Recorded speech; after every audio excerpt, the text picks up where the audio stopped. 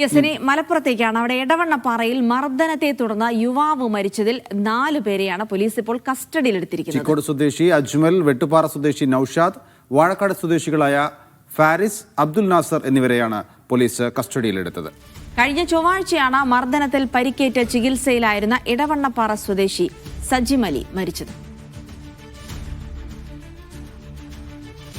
ജംഷീർ കൊടിഞ്ഞുണ്ട് വിവരങ്ങൾ നൽകാനായി. ജംഷീർ, ഇപ്പോൾ 4 പേരെ പോലീസ് കസ്റ്റഡിയിലെടുത്തിരിക്കുന്നു. ഇവർക്കുള്ള പങ്കിനെ പറ്റി പോലീസ് പറയുന്നത് എന്താണ്? കേസുമായി ബന്ധപ്പെട്ട വിവരങ്ങൾ എന്താണ്?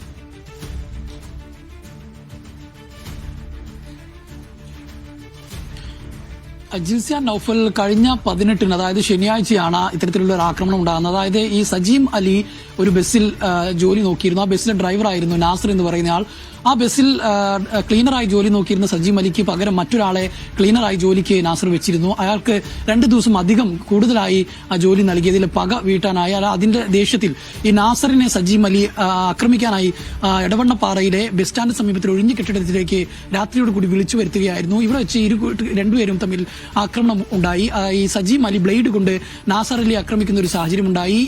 ഇതേ തുടർന്ന് നാസറിന്റെ സുഹൃത്തുക്കളായ ഈ 4 പേരും അവിടെ ഓടിയെത്തുകയും ഈ നാസറും ഈ സുഹൃത്തുക്കളും ചേർന്ന് സജീം അലിയെ ആക്രമിച്ചു എന്നുള്ള ഒരു നിഗമനത്തിലാണ് ഇപ്പോൾ പോലീസ് ഉള്ളത്. ഗുരുതരമായി പരിക്കേറ്റ നാസറിനെ ഈ സുഹൃത്തുക്കൾ തന്നെയായിരുന്നു ആശുപത്രിയിൽ പ്രവേശിപ്പിച്ചത്. സജീം അലിയെ പിന്നീട് പോലീസ് എത്തി ആശുപത്രിയിൽ പ്രവേശിപ്പിക്കുകയും കോഴിക്കോട് മെഡിക്കൽ കോളേജിൽ ചികിത്സയിലേക്ക് കഴിഞ്ഞ ചൊവ്വാഴ്ച മരിക്കുകയും ആയിരുന്നു എന്നുള്ളതാണ്. ഈ സംഭവത്തിൽ അക്രമത്തിൽ ഇവർക്ക് പങ്കുണ്ട്. ഈ നാസറിന്റെ സുഹൃത്തുക്കളായ 4 പേർക്കും അക്രമത്തിൽ പങ്കുണ്ട് എന്നുള്ള ഒരു നിഗമനത്തിന്റെ പശ്ചാത്തലത്തിലാണ് ഇപ്പോൾ 4 പേരെയും വാഴക്കാട് പോലീസ് കസ്റ്റഡിയിൽ എടുത്തിരിക്കുന്നത് എന്നുള്ളതാണ്. സമയം തന്നെ ഈ സജീം അലി എന്ന് പറയുന്ന ആൾ നിരവധി കേസുകളിൽ പ്രതിയായിട്ടുള്ള ഒരാളാണെന്നാണ് പോലീസ് പറയുന്നത്. 11ഓളം കേസുകളുണ്ട്. നിരവധി ആളുകളെ ആക്രമിച്ച കേസ്, പോലീസിനെ ആക്രമിച്ച കേസ്, ഓംകാർഡിനെ ആക്രമിച്ച കേസ് ഉൾപ്പെടെയുള്ള നിരവധി കേസുകളിൽ പ്രതിയായ ഒരാളാണ്. യഥാർത്ഥത്തിൽ ഈ നാസറിനെ ആക്രമിക്കാൻ വേണ്ടിയായിരുന്നു സജീം അലി വിളിച്ചു വരുത്തിയിരുന്നത്. പക്ഷേ ഈ അക്രമത്തിനിടെ സജീം അലിയുടെ തലക്ക് ഗുരുതരമായി പരിക്കേൽക്കുകയും പിന്നീട് ചികിത്സയിലേക്ക് അദ്ദേഹം മരിക്കുകയുമായിരുന്നു എന്നുള്ളതാണ്. അതേസമയം തന്നെ ഈ ബസ് ഡ്രൈവറായിരുന്ന നാസർ ഇപ്പോഴും ഗുരുതരാവസ്ഥയിൽ കോഴിക്കോട് മെഡിക്കൽ കോളേജിൽ ചികിത്സയിൽ കഴിയുന്ന ഒരു സാഹചര്യമാണ് നിലവിലുള്ളത്. അത് ഈ സംഭവത്തിൽ ഈ ആക്രമണത്തിൽ പങ്കെടുത്തു എന്ന് കരുതുന്ന 4 പേരെയാണ് ഇപ്പോൾ വാഴക്കാട് പോലീസ് കസ്റ്റഡിയിൽ എടുത്തിരിക്കുന്നത്. ശരി, ജംഷീർ കൊടിഞ്ഞാണ് വിവരങ്ങൾ നൽകിയത്.